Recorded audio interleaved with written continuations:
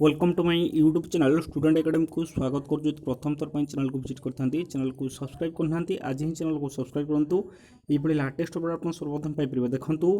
ये जो न्यूज रही जहाँकि वृद्धि हम महंगा भत्ता आपड़ जानी कि गोटे वर्ष में 2 थर महंगा भत्ता वृद्धि हुए आइदर राज्य सरकार हूँ बा केंद्र सरकार हूँ समस्त जिते सब समस्त सरकारी कर्मचारी रहिले समस्त बहुत बड़ खुशी खबर ये जो देखा केंद्र सरकार अधीन में जो मैंने कार्यरत अच्छा से खुशी खबर ता सहित राज्य सरकार अधीन में जो मैंने कार्यरत अच्छा जो मैंने एम्प्लॉय अच्छा से भी बहुत बड़ खुशी खबर जहाँकि महंगा भत्ता जो वृद्धि हुए ताहले दरमा वृद्धि पाइब आपणकर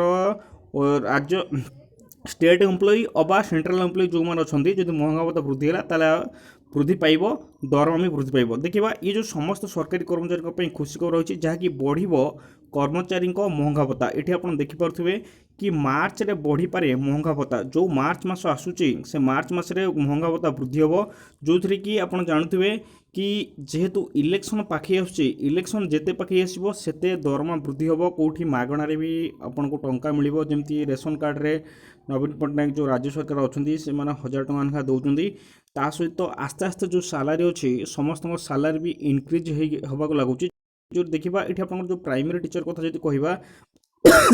प्राइमरी टीचर आउ आशा अंगनवाड़ी आउ जो आउटसोर्सिंग रहिले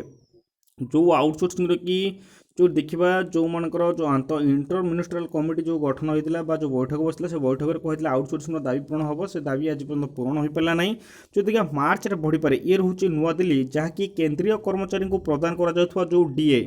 जो डियरिंग अलाउंस जो रोचे डियरेंस अलाउंस जो रोचे मार्च रे बढ़िबो जहाँकि 4% वृद्धि हो पारे बोली मीडिया रिपोर्ट प्रकाश पाई। यह पूर्व सरकार अक्टोबर 23 रे 4% वृद्धि कर फल यह 46% स्तर छुईला जो 2023 अक्टोबर रे डीए 4% जहाँकि 4% जो वृद्धि होता जहाँकि संपूर्ण डीए जो देखा 46% होता जदि मार्च रे डीए 4% वृद्धि हुए तेबे केंद्र कर्मचारी को मिलुवा जो महंगा भत्ता 46% रु 50% को वृद्धि पाइब जो जो मैंने सेंट्रल गवर्नमेंट एम्प्लॉय अच्छा से जो डीए 46% जो पाँच से जब 4% वृद्धि होबार पॉसिबिलिटी बहुत अच्छी जो 4% वृद्धि हुए ताल से डीए 50% हो जहाँकि दरमा भी वृद्धि घटो जो देखा यार लाभ 48.67 लक्ष माने पाखापाखि हो 48.5 लक्ष केंद्रीय कर्मचारी बा सेंट्रल एम्प्लॉय आउ 67 लक्ष यहाँ को धरी 70 लक्ष जो पेंशन जो मैंने पेंशन पाँच जो मैंने चाकरी पूर्व करते जो मैंने पेंशन पाँच से भी आपंकर लाभवान रे जहाँकि डीए जिते बढ़ो से दरमा बढ़ो ता सहित जो मैंने पेंशन पाँच से भी जो पेंशन पाँच पेंशन भी बढ़ो वर्धित महंगा भत्ता पिछला भाव 2023 जुलाई पहले मिल जो 2023 जो वर्धित जो महंगा भत्ता जो बढ़ी जो 23 सेटा पहले मिल जुलाई पहले मिल वर्ष को 2 थर जानुरी और जुलाई रे महंगा भत्ता वृद्धि करा जाए दरमार वृद्धि को नजर रखी सरकार केंद्रीय कर्मचारी राष्ट्रीयत उद्योग कर्मचारी और पेंशनभोगी को एभली भत्ता प्रदान करते जेहेतु इलेक्शन आसूची समस्ते किसी न किसी योजना तापर किए कौटू मागणार कौन देलानी ता सहित किए दरमा वृद्धि कलानी किए कौटी मागणार आउ अलग सामग्री किए कौन देलानी एमती बहुत सारा देखा मिल तेणुक डीए ये आप लिखाई जानुरी वृद्धि घटो आउ जुलाई वृद्धि घटे किंतु जो जानुरी जोटा हबार था से होता वृद्धि करा तेणुक जेहेतु इलेक्शन जिते पाखे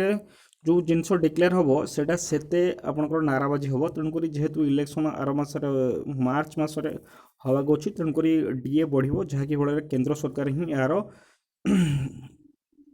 ये आप केंद्र सरकार जो एम्प्लॉय अच्छा से लाभवान हे सहित आप अपेक्षा करूँ राज्य सरकार भी डीए बढ़े कारण जेहेतु इलेक्शन पाखे राज्य सरकार निहत कारण वर्ष को 2 थर जो डीए बढ़ुची स्टेट एम्प्लॉय जो मैंने अच्छा से भी डीए बढ़ो आप अपेक्षा करूँ और धैर्य धरतु डीए आप वृद्धि पाइब रोचे। Thank you.